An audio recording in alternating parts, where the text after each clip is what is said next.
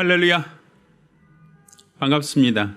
자, 지금부터 2021년 9월 12일 주일 예배를 시작하겠습니다. 함께 부르실 찬송은 나를 지으신 이가 하나님이라는 곡과 저희가 예배송으로 준비한 하늘의 문을 여소서, 이 두 곡을 함께 부르도록 하겠습니다.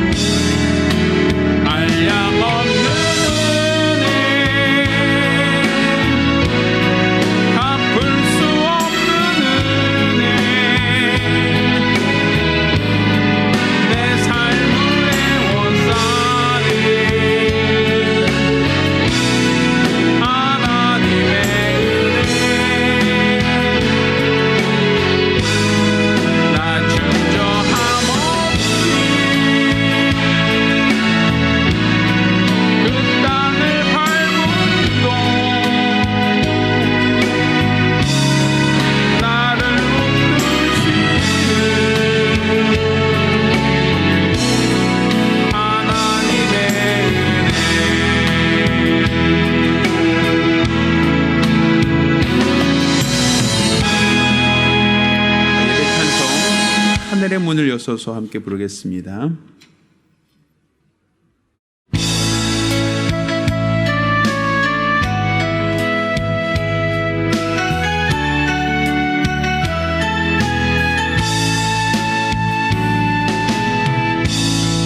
하늘의 문을 여소서, 이곳을 주목하소서. 주를 향한 노래가 꺼지지 않으니 하늘의 문 여소서. 이곳에 임재하소서. 주님을 기다립니다.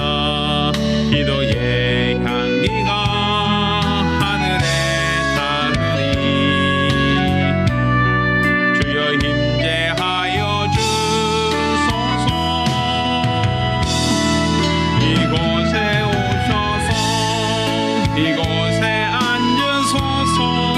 이곳에서 드리는 예배를 받으소서.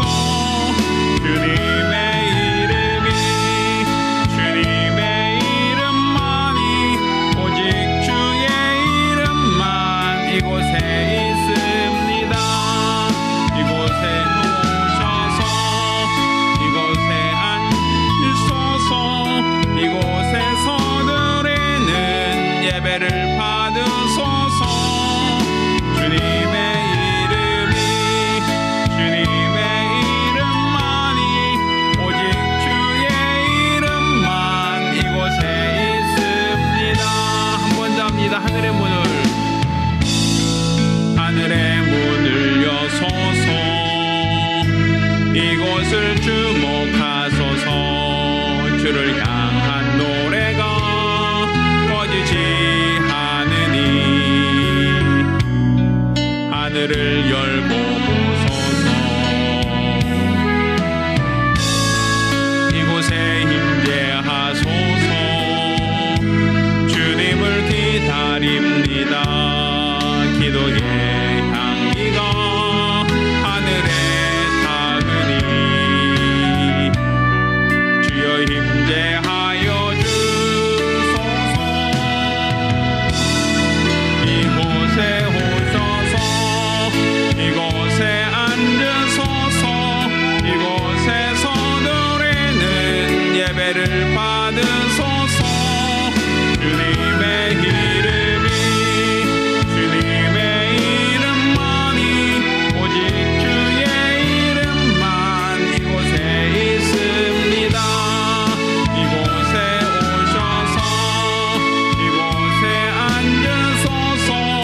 이곳에서 드리는 예배를 받으소서. 주님의 이름만이 오직 주의 이름만 이곳에 있습니다. 이곳에 오셔서 이곳에 앉으소서. 이곳에서 드리는 예배를 받으소서. 주님의 이름만이 오직 주의 이름만 이곳에 있습니다.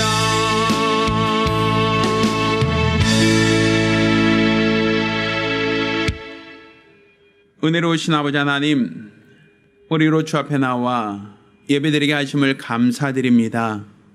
우리가 드리는 이 예배를 흠양하여 주시고 하나님이 기뻐하시는 예배, 하나님이 흠양하시는 참 예배를 드릴 수 있도록 도와주시옵소서. 우리 하나님의 기쁨이 우리 안에 있어 우리 안에 하나님의 기쁨이 충만케 하시고 하나님의 은혜와 그 생명이 우리 안에 있게 하여 주시옵소서. 살아계신 우리 주 예수 이름으로 기원합니다.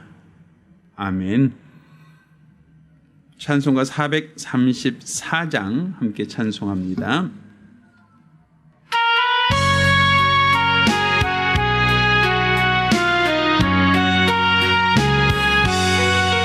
나의 갈 길 다가도록 예수 인도하시니 내 주 안에 있는 긍휼 어찌 심하리요.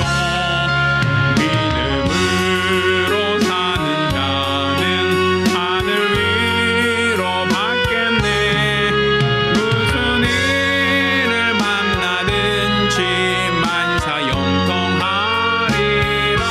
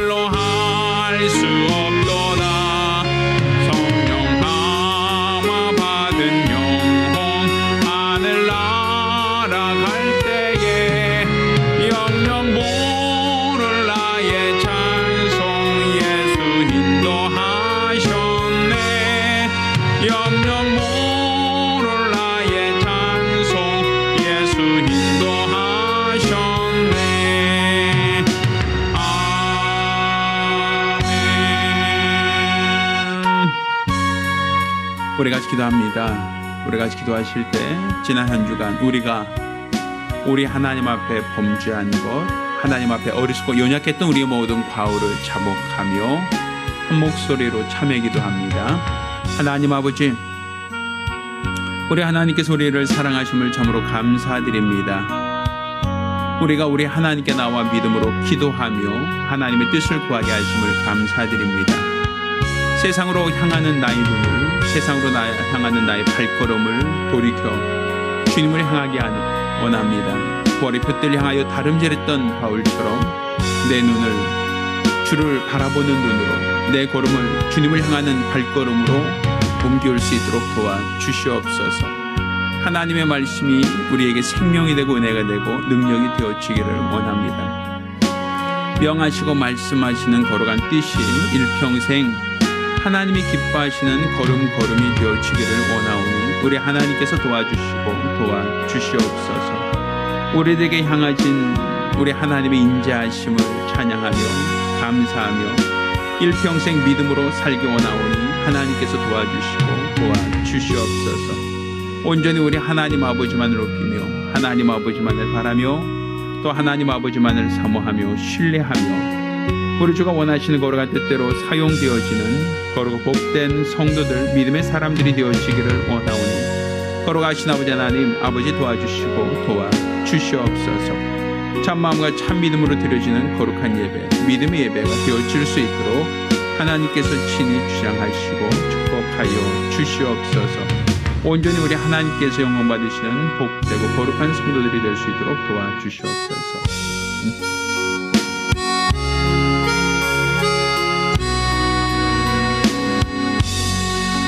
모든 영광을 하나님께,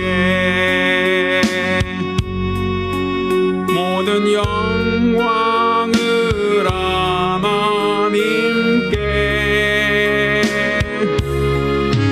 온 마음과 뜻 다해 주 사모합니다. 모든 영광을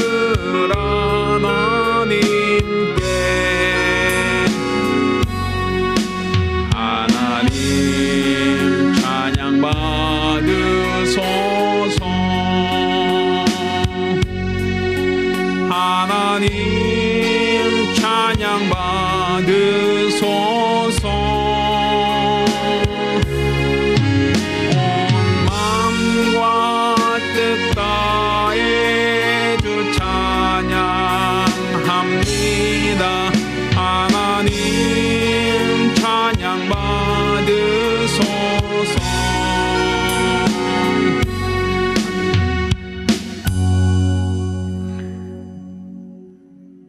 은혜로우신 아버지 하나님, 우리 하나님께서 우리를 사랑하사 우리에게 귀한 날 허락하시고 또 우리 하나님께 나와 믿음으로 예배케 하심을 감사드립니다. 오늘 주 앞에 나올 때 믿음으로 예물 드린 모든 손길들 하나님이 기억하사 드려진 모든 예물이 하나님께 상달되게 하시고 하나님을 기뻐하는 참 예물이 될 수 있도록 도와주시옵소서. 수입의 10분의 1을 구별하여 예물 드린 손길을 복주시고 매주 혹은 매월 작정함으로 예물 드린 손길도 하나님이 기억하사 복주시기를 원합니다. 하나님께 감사함으로 감사드린 자를 복주시고 또 더 많은 영혼을 구령코자 하는 열심과 열정으로 또 복음을 전하며 또 선교 예물 드린 자들도 하나님께서 기억하시고 복주시옵소서. 이와 같이 목에 감사함으로 모든 자들에게 큰 은혜를 더하시고 오늘 예배를 통하여 살아계신 주를 뵙게 하여 주시옵소서. 살아계신 우리 주 예수 이름으로 축복하며 기도합니다. 아멘. 오늘 주 앞에 감사하며 예물 드린 우리 모든 성도들과 가정들마다 하나님의 신령한 복과 은혜의 길을 예수 이름으로 축원합니다. 하나님 말씀 함께 봉독하겠습니다. 오늘 함께 봉독하실 하나님 말씀은 창세기 49장 28절로 33절까지 말씀을 교독하겠습니다. 함께 봉독하실 하나님 말씀 창세기 49장 28절로 33절까지 말씀을 교독합니다. 마지막 절은 같이 읽겠습니다. 이들은 이스라엘의 12지파라 이와 같이 그 아비가 그들에게 말하고 그들에게 축복하였으되 곧 그들 각인의 분량대로 축복하였더라. 그가 그들에게 명하여 그러되 내가 내 열조에게로 돌아가리니 나를 햇사람 헤브론의 밭에 있는 굴에 우리 부요조와 함께 장사하라. 이 굴은 가나안 땅 마므레 앞 막벨라 밭에 있는 것이라. 아브라함이 햇사람 에브론에게서 밭과 함께 사서 그 소유 매장지를 삼았으므로 아브라함과 그 아내 사라가 거기 장사되었고 이삭과 그 아내 리브가도 거기 장사되었으며 나도 레아를 그곳에 장사하였노라. 이 밭과 거기 있는 굴은 햇사람에게서 산 것이니라. 야곱이 아들에게 명하기를 마치고 그 발에 침상을 거두고 기운이 지나여 그 열조에게로 돌아갔더라. 아멘. 할렐루야. 할렐루야. 자, 오늘은 창세기 49장 말씀을 중심으로 그 열조에게 돌아갔더라라는 제목으로 하나님 말씀을 함께 나누겠습니다. 하나님은 영원하신 분이십니다. 사실 이 영원하다라고 하는 것은 우리가 사는 이 세상 그 어느 곳에도 영원한 것이 없습니다. 우리나라 옛 속담에 10년이면 강산도 변한다라는 말이 있죠. 그러니까 세상에 있는 모든 것, 세상에 존재하는 우리 눈에 보이는 그 모든 만물들은 있던 것이 사라지고 또 새로운 것이 생겨나지만 그 역시도 또다시 사라지고 없어지는 시작과 끝이 있는 것들만 가지고 있습니다. 그건 해와 달과 별과 우리가 사는 이 지구가 영원할 것처럼 생각하지만 사실은 그렇지 않습니다. 모든 것이 다 변하고 있고 변한다라는 것은 마지막이 있다라고 볼 수 있습니다. 곧 존재한다라고 하는 건 시작이 있다라고 하는 모든 것은 마지막이 있고 마감이 있다라고 볼 수 있는 겁니다. 그러니까 이 세상은 다 시작과 끝이 있다 보니까 영원한 것이 없다 보니까 우리 하나님만이 영원하시다라고 할 때 하나님이 영원하시다라는 것을 우리가 이해하지 못하는 경향이 있습니다. 왜? 세상이 변하니까. 세상이 다 끝이 있으니까 우리가 일평생 살면서 보았던 모든 것들은 다 시작과 끝이 있으니까 그러니까 하나님도 시작과 끝이 있지 않겠는가라고 생각을 하는 겁니다. 그렇지만 하나님은 창세 전부터 자존하셨고 이 세상이 다 지나가고 세상이 종말이 온다 할지라도 오직 하나님만은 살아서 영원토록 영존하신다라고 하는 것이 우리의 믿음입니다. 곧 하나님은 과거와 현재 미래 시간의 저촉을 받지 않는 유일한 분이시다라고 볼 수 있는 겁니다.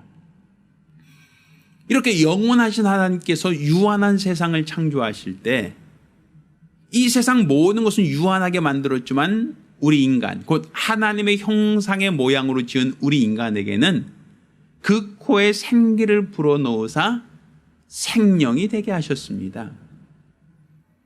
하나님께서 우리를 생명이 되게 하셨다라고 하는 것은 세상은 시작과 끝이 있고 세상은 다 소멸되고 없어진다 할지라도 사람만큼은 생명이 된 사람만큼은 영원하신 하나님과 영원토록 사귐을 가질 수 있는 영원하신 하나님과 영원토록 교제할 수 있는 그러한 대상, 그러한 피조물로 만드셨다라는 거예요. 물론 하나님의 영원하심과 우리 인간의 영혼은 다릅니다. 하나님은 시작과 끝이 없는 영원하신 데 비해서 우리 인간은 시작이 있지만 영원하신 하나님과 사귐을 가질 수 있는 영존한 존재로 만드셨다라는 얘기입니다. 그래서 우리 육체가 마감되고 죽는다 할지라도 우리 인간이 소멸되고 없어지는 것이 아니라 우리 영은 하나님과 함께 영원토록 살 수 있는 존재라고 볼 수 있는 거예요. 하나님은 우리 영혼을 영적 존재, 영 속성을 갖고 있는 존재로만 만든 게 아니라 그에게 계명, 곧 하나님의 말씀은 영원하신 말씀을 그 계명으로 주어서 내 영혼이 영원한 생명을 얻도록 하셨습니다. 그러니 내가 영적으로 영존한다라고 해서 영원하신 하나님과 사귐을 갖는 게 아니라 하나님이 주신 계명에 순종할 때, 그러니까 영원하신 하나님의 말씀에 순종할 때 우리 영혼은 하나님과 영원토록 사귐을 가질 수 있는 존재로 영원할 수 있게 된 겁니다. 자, 그런데 첫사람 아담이 하나님 말씀을 거역합니다. 불순종합니다. 하나님이 먹지 말라는 선악과를 따먹고 범죄했습니다. 이러므로 말미암아 하나님이 먹으면 정령 죽으리라 했거든요. 그렇지만 사실 아담이 선악과를 따먹었을 때 그 육체가 죽은 게 아닙니다. 그럼에도 불구하고 하나님이 죽었다라고 하는 것은 그 영이 죽었다라는 얘기죠. 여기서 말하는 영이 죽었다는 것은 영이 소멸됐다는 얘기가 아닙니다.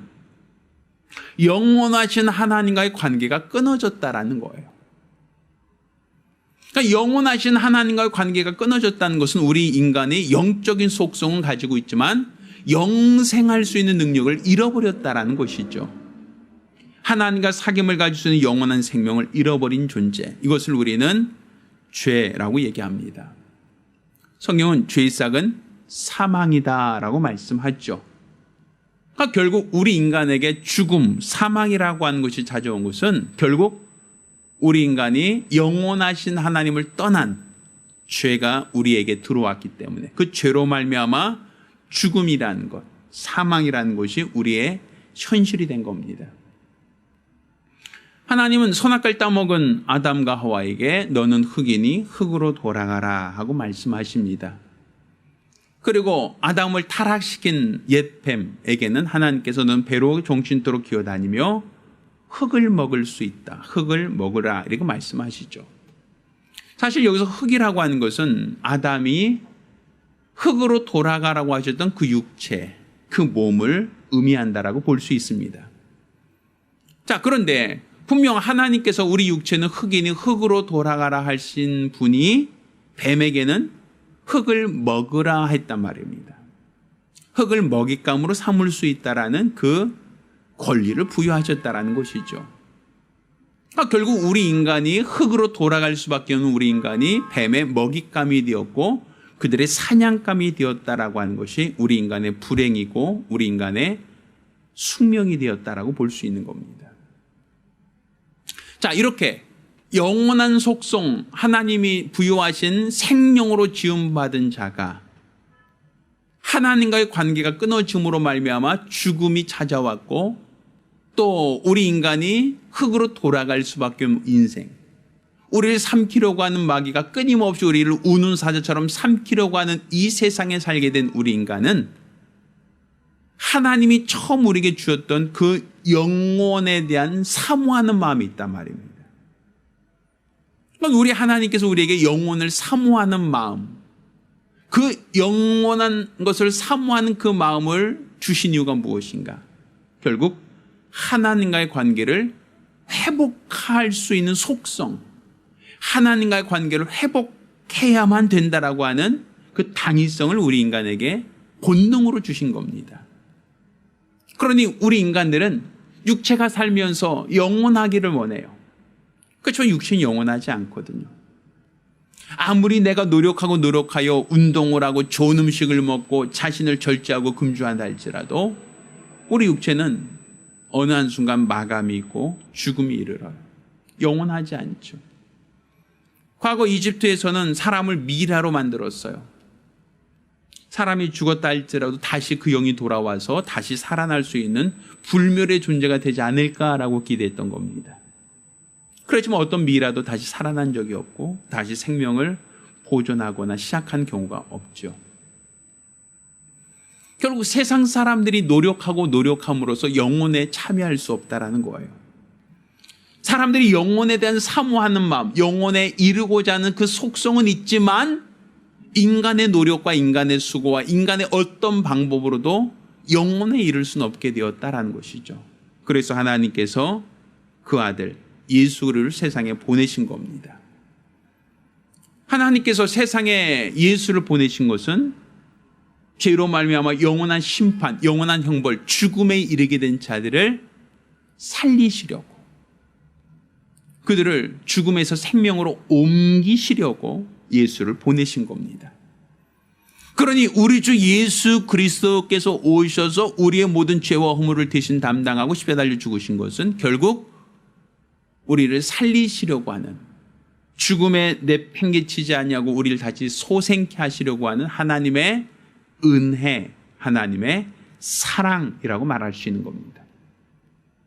그러니 우리가 지금 영혼을 사모하는 마음을 가지고 있다면, 영생을 사모하는 마음을 갖고 있다면 죄를 가지고는 영생이 이룰 수 없으니까 죄 가운데는 영원한 형벌만, 영원한 심판만 있을 뿐이니 우리는 우리에게 생명을 주러 오신 예수, 그를 믿음으로 영접하고 또 예수 안에 거하는 자, 예수의 말씀 앞에 거하는 자, 그가 바로 하나님의 생명으로 다시금 소생할 수 있는 자가 될 수 있다라고 볼 수 있는 겁니다. 그러니 지금 우리가 가진 이 믿음이라는 것은 곧 우리를 살리시려고 하는, 우리에게 생명을 주시려고 하는 예수를 믿고 영접하는 겁니다. 예수님께서 세상에 오신 것은 양으로 생명을 얻게 하고 더 풍성케 하려 하셨다라고 말씀하지 않습니까?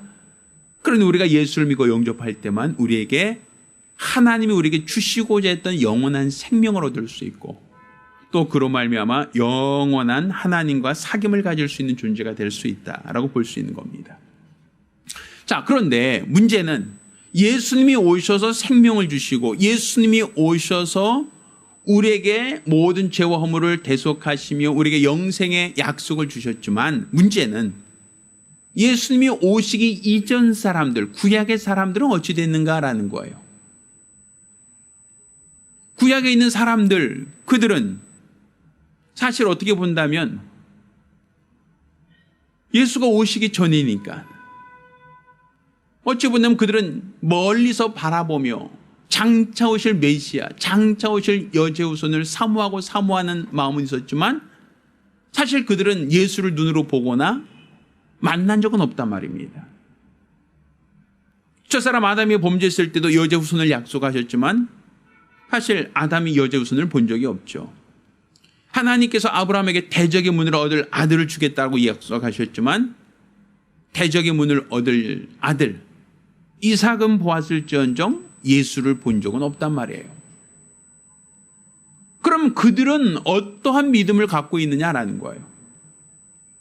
그들은 예수가 오셔서 우리의 죄를 사하시고 예수가 오셔서 우리를 죄에서 사망해서 건지셨는데 그들은 그러면 과거 사람들은 구원 못 받느냐? 그들은 다 지옥 가느냐? 아니란 얘기죠.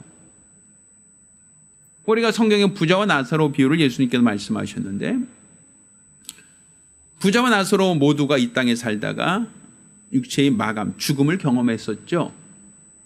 근데 부자는 뜨거운 불꽃 가운데서 고통당하며 신음하는 모습이 나오고 거지 나사로는 아브라함 품에 있다라고 하는 어떤 기록이 있죠.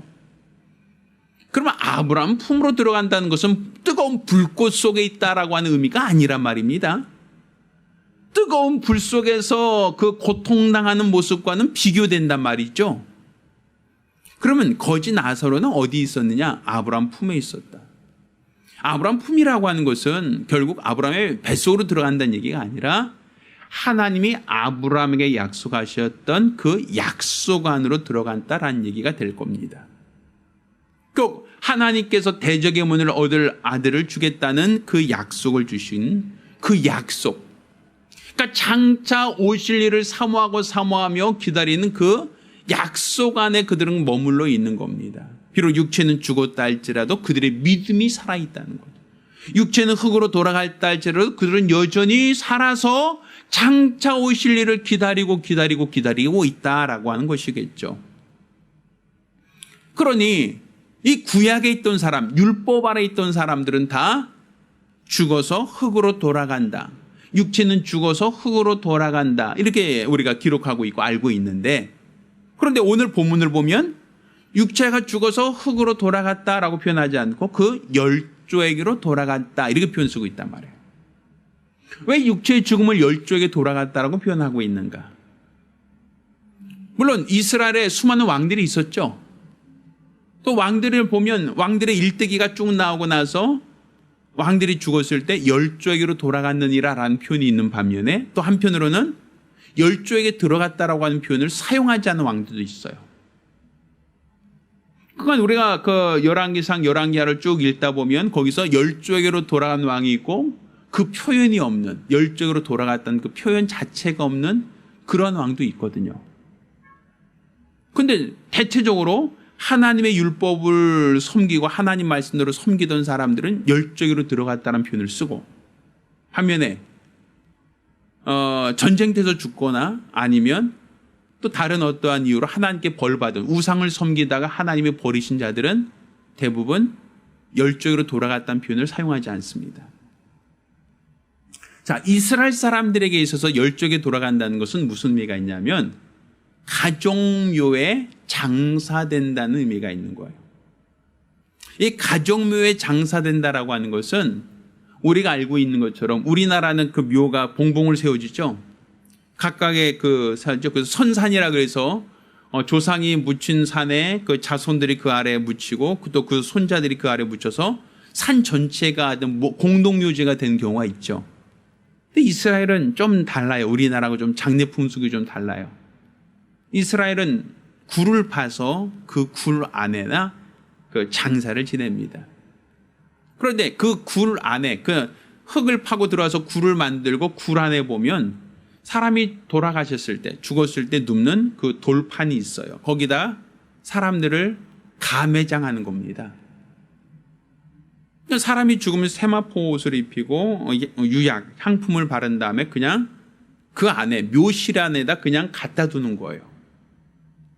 뭐 관을 쓰거나 아니면 다른 어떠한 것을 하는 게 아니라 그냥 향품 바르고 세마포 옷을 입히고 시체를 눕히는 장소에 눕혀놔요. 그러면 한 1년, 2년 정도 지나고 나면 그 어떻게 되겠어요? 다 썩겠죠, 몸이.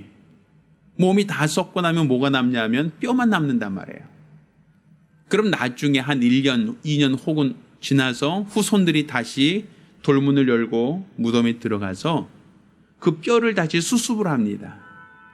이 항아리, 그러니까 진흙으로 만든 토기 항아리가 있는데 거기다가 그 뼈를 다 하나씩 다 집어넣습니다. 그리고 그 항아리, 그러니까 뼈 중에 가장 긴 뼈가 이 넓적다리 뼈거든요. 이 넓적다리가 들어갈 만큼의 크기의 항아리예요. 톡이죠. 거기다 뼈를 다 수습해서 다 집어넣은 다음에 그 항아리들만 쌓아두는 그 장소가 있어요. 그 묘실 안에. 그래서 그 항아리들을 한쪽에 쭉 쌓아놓습니다. 그리고 시체가 누웠던 그 자리를 또 다시 비워놓죠. 왜 비워놓죠? 또 다른 자손이 죽으면 거기다 또 뭐 하니까? 거기다 안치해야 되니까. 이게 열조에게 돌아간다는 의미예요. 열조에게 돌아간다. 그러니까 그 뼈들은 어디 있는 거예요? 몸은 다 썩어서 없어지고 그 남은 뼈는 할아버지가 장사되어 있는 항아리 위에 쭉 쌓아놓는 거예요. 그게 열조에게로 돌아간다는 표현이에요. 그러니까 조상이 있던 곳으로 간다는 얘기예요. 그러니까 이스라엘 사람들은 그냥 육체가 죽어서 조상 있는 데로 간다. 그건 다른 말로 그 영혼도 죽어서 조상 있는 데로 간다. 그러니까 그 조상이 믿음을 갖고 있었던 아브라함, 믿음을 갖고 있던 이삭과 야곱이니까 그 믿음의 조상이 있는 곳으로 간다. 곧 그 믿음의 조상이 갖고 있던 그 약속 안으로 들어간다라는 의미가 되는 거예요. 그러니까 사실 어떻게 보면 모든 육체는 흙이니까 너는 흙이니 흙으로 돌아가라 하는 게 하나님의 말씀이지만, 그렇지만 이스라엘 사람들에게 있어서는 단지 흙으로 돌아가는 것만이 아니라 흙으로 돌아가서 소멸되고 없어지는 것만이 아니라 그들은 어디로? 열조에게로 돌아간다라는 것은 그 묘실에 장사되었다라는 의미가 되는 거죠. 반대로 그들이 하나님을 떠나서 우상을 섬긴다라고 하면, 우상을 섬긴 사람들은 하나님이 그들을 버리십니다.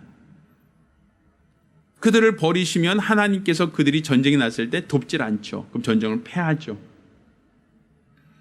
그럼 그 시체를 수습해다가 묘실에 안장하지 않아요. 그냥 그것이 들판에서 죽은 그 시체를 그냥 방치되면 새들이 와서 쪼아 먹어버리고 또 어떤 들짐승들이 와서 먹어버리죠. 그게 저주예요. 묘실에 들어가지 못하는, 열조에게로 돌아가지 못하고 들짐승들의 먹이가 되었다라고 하면 그것을 성경은 저주라고 얘기해요. 그래서 성경에는 그런 표현들이 많은데 열왕기상 14장 11절에 마이사에 속한 자들 성 안에서 죽으면 개들의 먹이가 되고 성 밖에서 죽으면 새들이 쪼아 먹을 것이다. 또 아합 가문에게 말씀하신 그 열왕기상 21장 말씀에도 똑같은 얘기를 해요. 성 안에서 죽으면 개들이 먹이가 될 것이고 성 밖에서 죽을 경우에 새들의 먹이가 될 것이다 라고 말씀하시죠. 또 열왕기상 14장 11절 여로보암에 대해서도 주님께서 똑같은 말씀을 하세요. 그들을 개들이 먹거나 아니면 새들이 쪼아 먹을 것이다 이렇게 얘기하시죠. 우리가 잘 알고 있는 그 이세벨 알죠? 아방의 부인이었던 이세벨, 우상을 섬기는 그 이세벨. 하나님께서 이세벨이 죽을 때 똑같은 얘기를 하세요. 성 안에서 죽은 자는 개들이 다 먹을 것이다. 성 밖에서 죽을 때 새들이 쪼아 먹을 것이다. 묘실에 들어간다, 열조기로 들어간다는 표현을 안 써요. 결국 하나님이 버린 자, 하나님을 떠나서 우상을 섬기고 하나님을 떠나서 하나님 앞에 패역하게 살았던 자들은 열조에게로 돌아간다는 표현을 쓰지 않고 그들은 들짐승들이 먹었다 혹은 새들이 그들을 쪼아 먹었다라는 표현을 써요. 자, 그러면 열조에게로 돌아간다라고 하는 것은 그나마 믿음을 갖고 있던 자들, 하나님 보실 때 그 믿음 안에 있던 사람들은 열조에게로 돌아간다고 묘실에 장사되지만, 그렇지만 하나님을 떠나서 우상을 섬기던 사람들, 하나님을 떠나서 하나님을 대적하던 사람들은 하나님께서 그들을 열조에게로 돌아간다는 표현이 아니라 들짐승들이 먹거나 새들이 쪼아먹게 하셨다 이런 표현을 써요. 자, 그러면 우리 육체가 흙이니 흙으로 돌아가야 되는데 들짐승의 먹이가 된 게 왜 저주가 되느냐? 육체가 흙이니 흙으로 돌아가지 못하게 됐기 때문에 저주가 되는 거예요. 흙이니 흙으로 돌아가야 했는데 돌아가지 못하고 들짐승의 먹이가 되면 그건 저주가 되는 거죠. 자, 우리가 하나님께서 아담에게 너는 흙이니 흙으로 돌아가 말씀하셨죠. 근데 뱀에게는 뭐라고 말씀하셨어요? 넌 배로 기어다니며 종식토록 뭘 먹어라? 흙을 먹으라고 했어요. 자, 그러면 원수가 우리를 잡아먹었다라고 합시다. 그러면 원수에게 잡혀먹인 자는 원수 안에 들어가는 거예요. 옛뱀의 안에 먹잇감으로 들어간 거예요. 우리가 옛날 보면 뱀 같은 경우 어떻게 하죠? 그냥 통으로 삼켜버립니다. 이 턱이 빠져요, 뱀은. 그래서 생쥐나 이런 걸 잡아먹을 때 보면 거의 입을 쫙 벌려서 그냥 아그작 씹어서 먹는 게 아니라 그냥 통째로 삼켜버립니다. 그냥 뼈까지 그냥 통으로 삼켜버려. 그냥 머리부터 시작해서 그냥 입을 쫙 벌리고 그냥 삼키죠. 그럼 그 모든 것들은 어디로 들어가요? 뱀 몸속으로 들어가는 거예요. 그러니까 뱀 몸속에서 소화가 돼서 다 뱀의 살이 되고 피가 되고 뼈가 되는 것이겠죠. 뱀에게 속한 자가 된다라는 얘기가 되는 거예요. 그러면 종시대로 흙을 먹으라고 하는 이 하나님 말씀 속에는 그들이 우리를 뭐한다? 삼켜버린다. 그들을 자기 소유로 삼아버린다라는 얘기가 되는 거죠. 그럼 마지막 날 하나님께서 여자의 후손이 뱀의 머리를 상하게 한다라고 할 때 뱀에게 삼키운 자도 함께 하나님의 심판의 대상이 되는 거예요. 하나님의 형벌의 대상이 되는 것이죠. 그러니까 육체가 흙으로 돌아간다. 내가 육체가 흙이니 흙으로 돌아가라. 너 영은 흙이 아니니 하나님께로 돌아가라. 이게 하나님의 원리거든요. 육체는 흙으로 돌아가고 내 영은 하나님께로 말미암았으니 하나님께로 돌아가는 게 그게 정상적인 절차이고 그게 하나님이 계획하신 것인데, 그런데 육체가 흙으로 돌아가지 못한다? 옛뱀의 먹이가 되었다? 뱀 속 안으로 들어왔다? 결국 하나님이 그 옛뱀을 여제 후손이 와서 머리를 상하게 하고 심판할 때 뱀과 함께 그 뱃속에 들어간 모든 자들도 함께 하나님의 심판, 형벌의 대상이 된다라고 얘기할 수 있는 거예요. 뱀에게 잡혀먹었으니까.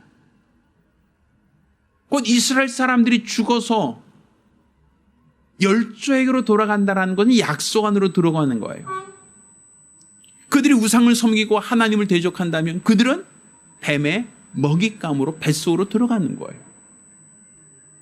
그러니까 지금 우리가 육체가 죽는다는 것을 우리가 누구도 부정할 수 없어요.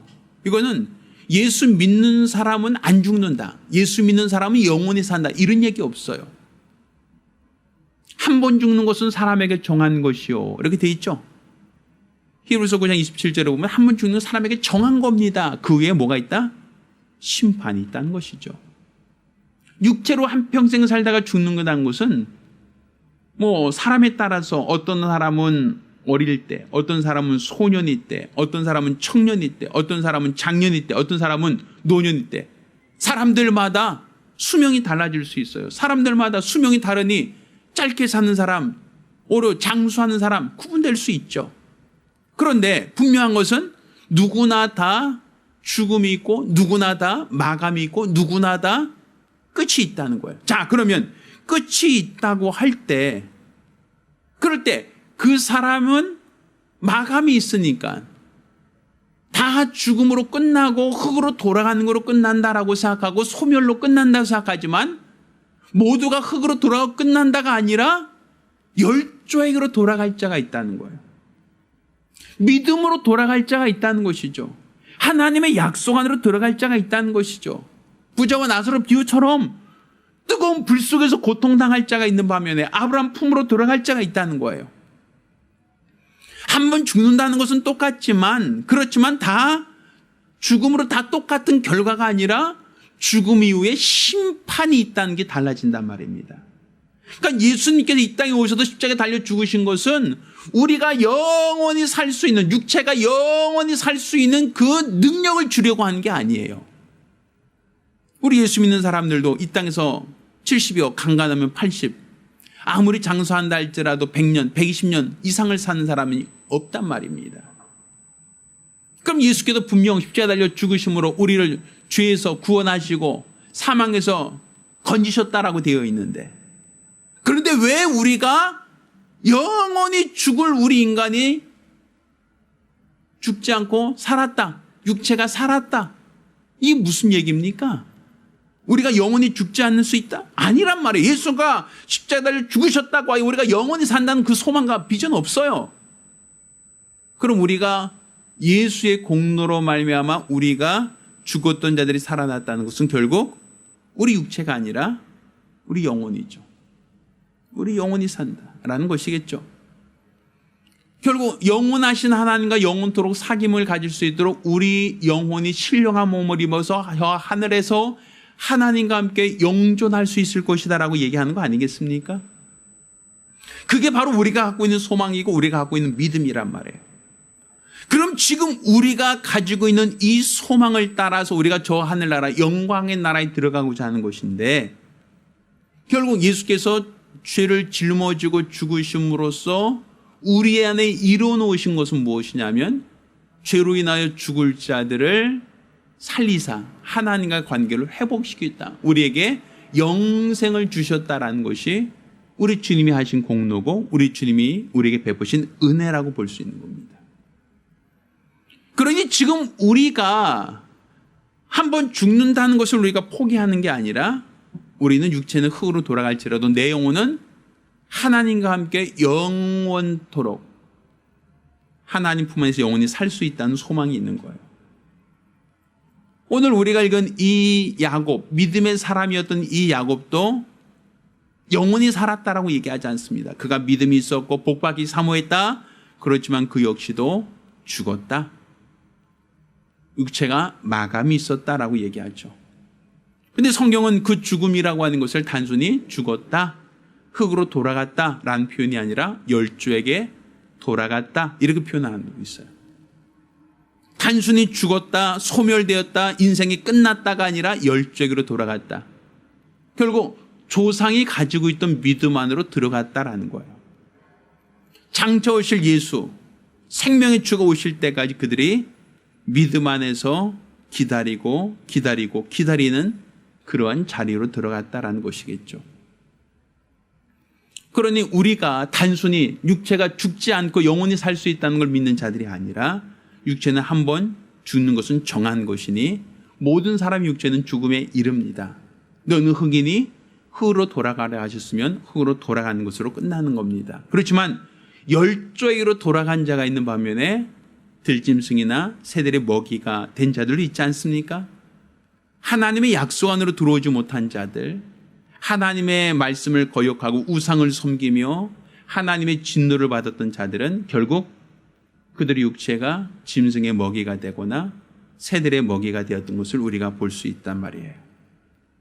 그들은 열조에게 돌아갔다고 표현하지 않는 것은 그들은 들짐승의 먹이, 그들의 뱃속으로 들어갔다라는 의미가 되는 것이고, 그것은 하나님께서 범죄한 인간에게 흙으로 돌아가라 하셨지만 뱀에게는 그 흙을 먹잇감으로 살 수 있는 권리를 주셨다. 뱀의 먹잇감, 뱀의 뱃속으로 들어갈 수 있다는 것이겠죠.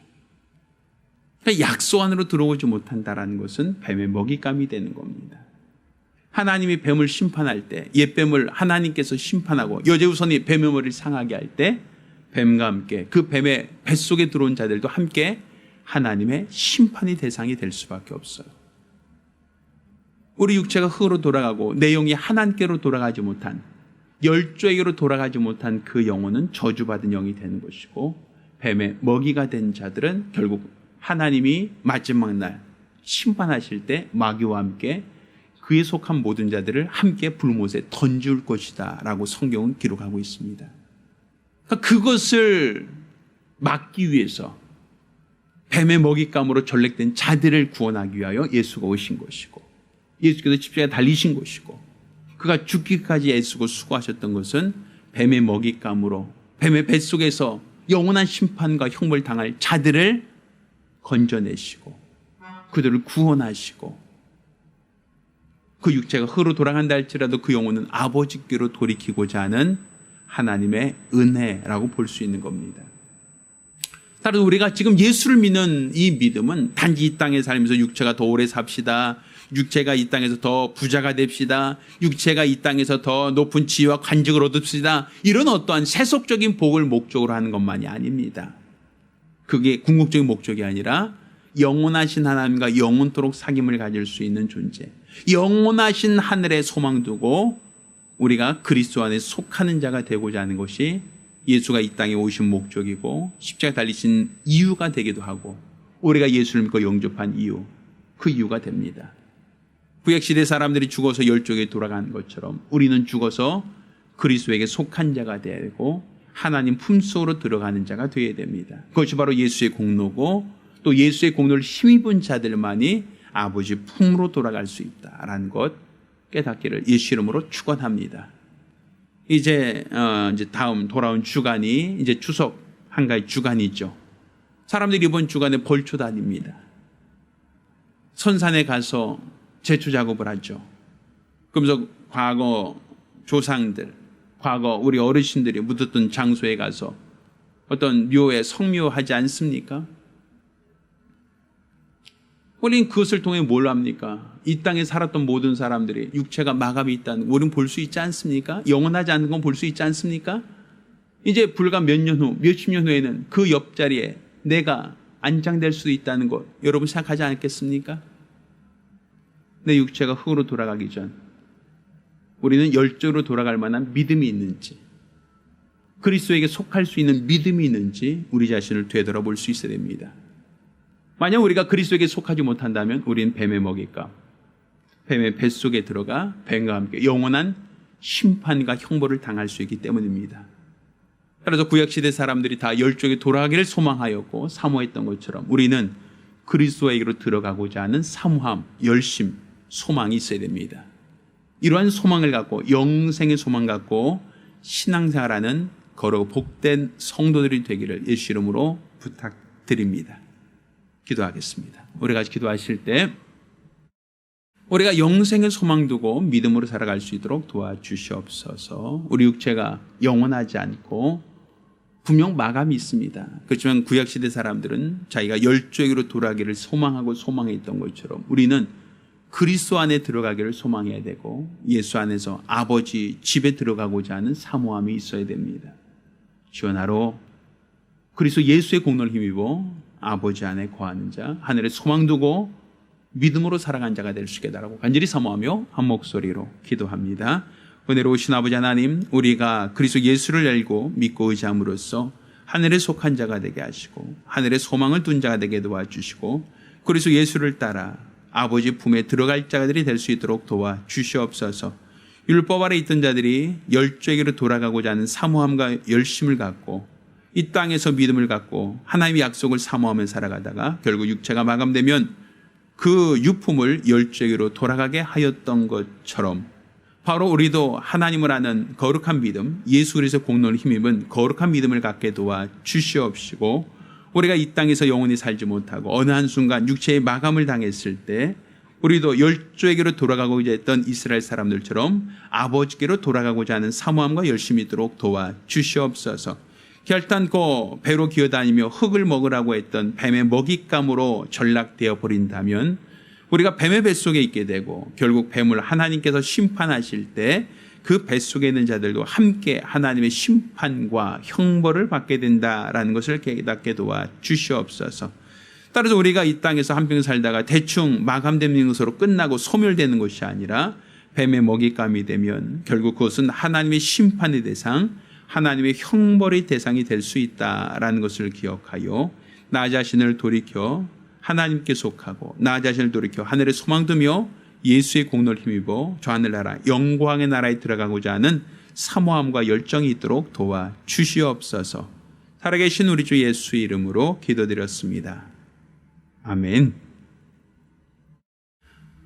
이번 한 주간 지나고 나면 이제 바로 다음 주간에는 이제 한가위 명절 연휴가 시작됩니다. 저는 이번 주간에 믿지 않는 가족들을 위해서 기도하는 한 주간 되기를 바랍니다. 아직까지 믿지 않는 가족들은 그들은 결국 육체가 죽어 단지 흙으로 돌아가는 것만이 아니라 뱀의 먹잇감으로 끝날 수밖에 없습니다. 그것은 결국 하나님이 그 뱀을 심판하실 때 함께 하나님의 심판의 대상, 형벌의 대상이 될 수밖에 없다라는 거예요. 짐승에게 먹혀 죽는 것이 저주라고 말씀드리지 않았습니까? 원수에게 잡혀 먹히는 것도 저주입니다. 따라서 그가 죽음을 면할 수는 없지만 죽어서 열조에게로 돌아가는 소망이 있었던 것처럼 우리도 이 땅에서 영원히 산다는 소망이 아니라 육체가 마감되더라도 하나님께 들어가고자 하는 소망이 있어야 됩니다. 따라서 우리가 그것을 위해서 예수가 오셨고 십자가에 달려 죽기까지 하셨으니 예수의 공로를 힘입어 믿지 않는 가족들이 다 이번 명절에 예수 믿고 구원받을 수 있도록 하늘에 속한 소망을 가질 수 있도록 복음 전도의 기회가 될 수 있도록 이번 한 주간 기도하는 한 주간이 되기를 부탁드립니다. 자, 모두 일어나서 함께 찬송하고 오늘 예배를 마칩니다. 찬송가 544장입니다.